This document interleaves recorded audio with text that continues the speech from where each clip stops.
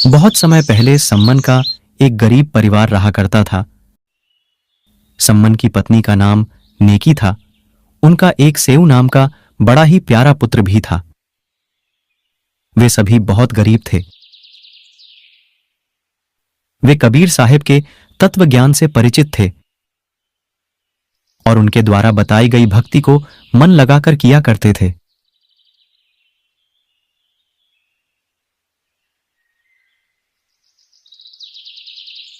सम्मन तथा उनकी पत्नी नेकी चूड़ियां बेचने का काम किया करते थे।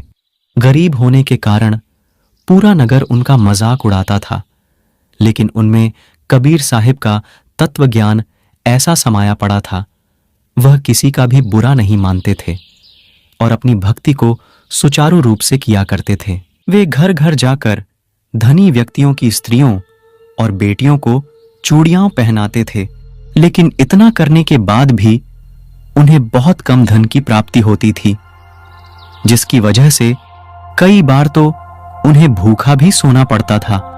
सम्मन तथा नेकी जिस भी घर में चूड़ियां पहनाने जाते, उस घर में व्यक्तियों को कबीर साहिब का सत्य ज्ञान समझाते और उनकी कथाओं को सुनाते थे। वे व्यक्तियों को बताते कि कबीर साहिब की शरण में बड़े बड़े राजा महाराजा आए हुए हैं, जिनमें दिल्ली के बादशाह सिकंदर लोधी, काशी नरेश, वीरदेव सिंह बघेल जैसे राजा शामिल हैं। लेकिन उस गांव में कोई भी गुरुओं पर विश्वास नहीं करते थे। वे उनसे कहते थे कि यदि आपके गुरुजी इतने ही सक्षम हैं, तो वे आपकी गरीबी दूर क्यों नहीं करते। लोगों के ऐसा कहने से वे निरुत्तर हो जाते थे, क्योंकि ये बात तो सच थी। लोगों के ऐसा कहने पर भी उनका अपने गुरुजी की प्रति विश्वास नहीं डगमगाता था। उधर सेऊ भी अपने मित्रों को अपने गुरुजी के बारे में बताता था। हमारे गुरुजी तो स्वयं पूर्ण परमात्मा आए हुए हैं, उनके तो बड़े बड़े राजा शिष्य हैं। अरे सेऊ, आपके गुरुजी तो लालची हैं, वो तो धनी लोगों के घर ही आते हैं। यदि वो इतने ही दयालु हैं, तो वो आपके घर क्यों नहीं आते। सेऊ उन्हें समझाता कि उनके गुरुजी लालची नहीं हैं, लेकिन सेऊ के लाख समझाने पर भी वे सेऊ की बातें नहीं मानते, क्योंकि पूरा गांव ही गुरुओं को पाखंडी मानते थे। माँ, गुरुजी हमारे घर कब आएंगे? मुझे बताएं, बाहर सभी भाई मेरा मजाक उड़ा रहे हैं। बेटा सेऊ, गुरुजी तो स्वयं पूर्ण परमात्मा हैं। वो सदैव हमारे साथ ही तो रहते हैं। गांव वाले अभी नादान हैं। वो सब तो ठीक है माँ, लेकिन एक बार गुरुजी हमारे घर आ जाएं, तो मैं भी उन्हें बताऊंगा हमारे गुरुजी लालची नहीं हैं। बेटा, उनके तो लाखों शिष्य हैं, वो किस किस के घर जाएं? वो तो हमारे साथ ही रहते हैं। माँ, सभी हमारे गुरुजी का मजाक उड़ाते रहते हैं, कोई भी समझने को तैयार ही नहीं है। एक बार गुरुजी हमारे घर आ जाते तो उनको भी पता चल जाता कि सेऊ के गुरुजी लालची नहीं है। ये सुनकर नेकी और सम्मन को भी बहुत बुरा लगा, लेकिन वो भी क्या कर सकते थे। गांव वाले उनका भी मजाक उड़ाया करते थे। तीनों बातें कर ही रहे थे कि उनके गुरुजी कबीर साहिब उनके घर के बाहर कमाल और शेख फरीद जी के साथ आ जाते हैं। बेटा सेऊ, सम्मन, बेटी नेकी, कोई है क्या?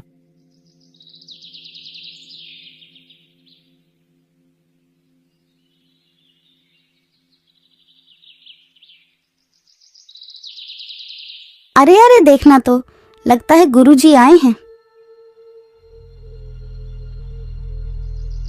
लगता है हम सभी गुरुजी की बातें कर रहे हैं, इसीलिए हमें भ्रम हुआ है। वो हमें यहाँ इन गरीबों को थोड़ी जानते होंगे। थोड़ी देर बाद कबीर साहिब फिर से आवाज लगाते हैं और कहते हैं, बेटा सेऊ, सम्मन, बेटी नेकी, कोई है क्या घर पर? देखो, आपके गुरुजी आए हैं। इतना सुनते ही तीनों के तीनों पूरी गति के साथ बाहर भागते हैं। वो सभी अचंभे में थे। बाहर देखा तो सच में कबीर साहिब दो संतों के साथ खड़े थे। उनको विश्वास नहीं हो रहा था। सभी अपने गुरुजी को बिना पलक झपकाए देखते रहते हैं कि कहीं हम सपना तो नहीं देख रहे। भक्तों, कोई अब गुरुजी को अंदर आने को भी कहेगा क्या, या फिर यूं ही देखते रहेंगे? बच्चों, आज हम आपके घर ही रुकेंगे और सत्संग करेंगे। बेटा सम्मन, चलो अंदर चलते हैं। ये सुनकर तीनों बहुत खुश हो जाते हैं। वे कबीर साहिब को अंदर लाते हैं और एक बिछौना बिछा देते हैं। उन्होंने कबीर साहिब जी से खूब ज्ञान सुना। तभी भगत सम्मन कहता है, गुरुजी कैसे दया करी हम तुच्छ जीवों पर। आप तो अंतर्यामी हो। आज ही आपका बेटा सेऊ आपको बहुत याद कर रो रहा था और आप आज ही हमारे घर आ गए। आपने कैसी दया करी मेरे मालिक। हे गुरुदेव, भोजन की सुनाएं, आपको भूख लगी होगी। भूख तो लगी है बेटा, भोजन बना लो, खाना खाएंगे भगत।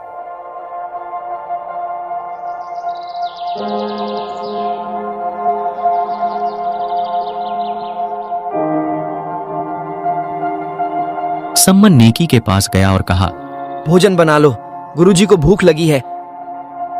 भगत जी, खाना कैसे बनाए? घर में तो आधा सेर आटा भी नहीं है। लाओ अपनी चुनरी को दो, मैं इसे गिरवी रख के आटा लेकर आता हूँ। मैंने पहले ही इसे बेचकर देख लिया, लेकिन ये पुरानी और फटी हुई है। कोई भी इसे लेने को तैयार नहीं है जी। मैं कितना नीच हूँ। आज ही गुरुजी मेरे घर आए हैं और मैं उन्हें भोजन भी नहीं करा सकता। ऐसा करते हैं, रात को चोरी करके आटा ले आएंगे। कोई भी आटा उधार भी नहीं दे रहा है। माँ, आप ये क्या कह रहे हो? चोरी करने से अच्छा तो हम भूखे ही रह लेंगे। बेटा, हम तो भूखे ही रहेंगे। हम गुरुजी को भोजन कराने के लिए चोरी करेंगे। हमें इस नगर को भी तो बचाना है, वरना सभी को एक साधु के भूखे जाने देने का पाप लग जाएगा। और वैसे भी धनवान के घर से की गई चोरी को यादी दान कर दे तो उसका पाप नहीं लगता बेटा। सम्मन कबीर साहिब के पास जाता है। गुरुजी, एक समय का ही भोजन है, माफी चाहते हैं। हम आपको सुबह भोजन करा देंगे। ठीक है बेटा, वैसे भी अभी भूख खत्म सी हो गई है और रात्रि भी हो चुकी है। सो जाते हैं। कबीर साहिब सो जाते हैं। वही सम्मन नेकी और सेऊ रात भर जागे रहते हैं। सेऊ और सम्मन रात को नगर में चोरी करने के लिए निकल जाते हैं। दोनों एक सेठ की दुकान के पास पहुंच जाते हैं। दोनों मिलकर उस कच्ची बनी हुई दीवार को तोड़कर उसमें एक खड्डा कर देते हैं ताकि वे वहां से दुकान के अंदर जा सके। बेटा सेऊ, मैं अंदर जाता हूँ। यदि कोई बाहर आए तो आप मुझे बता देना। नहीं पिताजी, अंदर मैं जाता हूँ, आप बाहर खड़े रहना। नहीं नहीं, मेरे बच्चे, यदि आपको कुछ हो गया तो मेरा क्या होगा? आप बाहर रहे बेटा। पिताजी, मैं छोटा हूँ। यदि मुझे किसी ने पकड़ लिया तो बालक समझकर छोड़ देंगे, लेकिन यदि आपको पकड़ा तो राजा से कहकर कड़ी सजा दिला देंगे। इसीलिए मुझे अंदर जाने दे। सेऊ सेठ की दुकान में घुस जाता है और अंदाजे से 3 शेर आटा अपनी पोटली में डालकर वहां से जाने लगता है। दुर्भाग्य से बेचारे सेऊ का पैर सेठ की ताकड़ी पर लग जाता है, जिसकी आवाज से सेठ जग उठता है। सेऊ कैसे कैसे करके पोटली को बाहर फेंक देता है। पिताजी, मुझे सेठ ने पकड़ लिया है।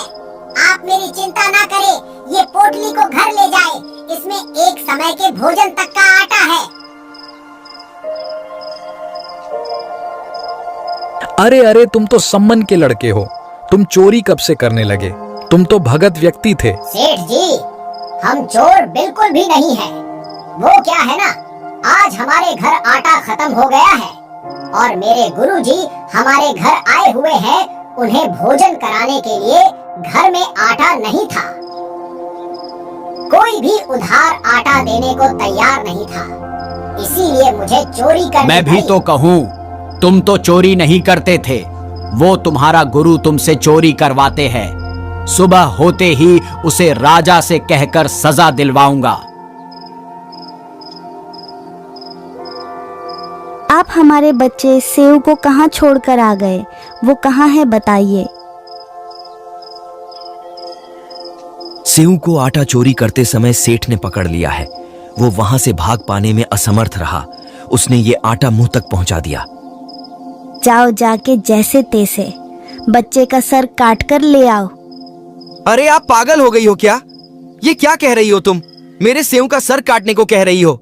गुरुजी की इज्जत को बचाने का यही एकमात्र रास्ता है।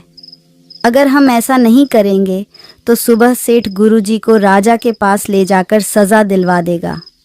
अब जाओ और बच्चे का सर काट कर ले आओ। सम्मन सेठ की दुकान के पास जाता है और सेऊ से कहता है, बेटा सेऊ, अपना सर बाहर निकालो। मुझे आपसे एक बात करनी है बेटा। सेठ जी, मेरे पिताजी मुझसे बात करने को कह रहे हैं। मेरे हाथों की रस्सी को थोड़ा ढीला कर दो, फिर क्या पता सुबह राजा मुझे क्या सजा दे। फिर क्या पता मैं रहूं या ना रहूं। सेठ सेऊ की रस्सी को सर बाहर निकलने जितना ढीला कर देता है। पिताजी, यदि गुरुजी को बचाना है तो आप मेरी गर्दन को काट दीजिए। बेटा मैं ये कैसे करूं? मेरे हाथ आगे को नहीं बढ़ पा रहे हैं। तो एक ही तो पुत्र है मेरा। पिताजी, यदि आपने मेरी गर्दन नहीं काटी तो मैं आपका बेटा और आप मेरे पिता नहीं। इतना सुनते ही सम्मन ने उस तेज धार हथियार से सेऊ की सर और धड़ एक ही झटके में अलग अलग कर दिए। उधर सेठ ये देखता है तो सोचता है कि यह तो बहुत बुरा हुआ। अब इनके गुरुजी की जगह राजा मुझे फांसी पर लटका देगा। सेठ सेऊ के धड़ को रात को ही चुपके से किसी पुराने पखवाड़े में फेंक देता है।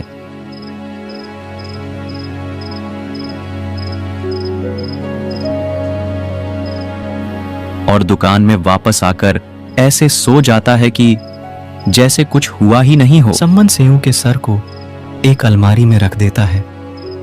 तभी नेकी कहती है, अब जाइए। सेठ ने जहाँ कहीं भी मेरे बच्चे के धड़ को फेंका है वहाँ से ढूंढकर उसे घर ले आओ। गुरुजी के जाने के बाद उसका अंतिम संस्कार कर देंगे। नेकी के इतना कहते ही सम्मन वापस उसी दुकान के पास जाता है और रक्त की छींटों के पीछे पीछे चलने लगता है। और जहां सेठ ने सम्मन के धड़ को फेंका था वहां से उसे घर लाकर एक पुराने से कपड़े से ढक देता है। सुबह होते ही नेकी खाना बनाने लगती है। तभी सम्मन कहता है, नेकी बच्चे की कोई याद या दुख अपने मन में मत रखना, नहीं तो गुरुजी को खाना खाते समय पता चल जाएगा। नेकी ने कहा, नहीं नहीं, मैं ऐसा नहीं करूंगी, वरना गुरुजी को हम पर शक हो जाएगा। मुझे सब पता है, मैं ऐसा नहीं करूंगी। नेकी और सम्मन कबीर साहब के पास जाते हैं। दोनों भक्तों और कबीर साहब से भोजन करने को कहते हैं। तभी कबीर साहब उनसे कहते हैं कि 3 पात्रों में भोजन और कर लो, 3 आप और 3 हम साथ ही भोजन करेंगे। वो कहते हैं कि गुरुजी पहले आप कर लो, हम बाद में भोजन कर लेंगे। बेटा, आप भी तो कल से भूखे हो, 3 पात्रों में भोजन और करे साथ में भोजन करेंगे। नेकी और सम्मन 2 पात्रों में भोजन कर लेते हैं। तभी कबीर साहब कहते हैं, बेटा बेटा, एक में और कर लो। तभी वो एक पात्र और बढ़ा देते हैं और मन ही मन सोचने लगते हैं कि गुरुजी यदि सेऊ के बारे में पूछेंगे तो कह देंगी कि सेऊ तो बाहर खेलने गया हुआ है। वो ऐसा सोच ही रहे थे कि तभी कबीर साहब कहते हैं, आओ सेऊ झीम लो, ये प्रसाद प्रेम बेटा सर कटा करे चोरों के, साधुओं के नितक्षेन। कबीर साहब के इतना बोलते ही उस कपड़े में हलचल होती है और सेऊ वापस उठ खड़ा होता है और कबीर साहब के पास जाता है। सेऊ के माता पिता देखते हैं कि सेऊ के गर्दन पर कटने का निशान तक नहीं है। सभी अपने गुरुजी कबीर साहब को दंडवत प्रणाम करते हैं।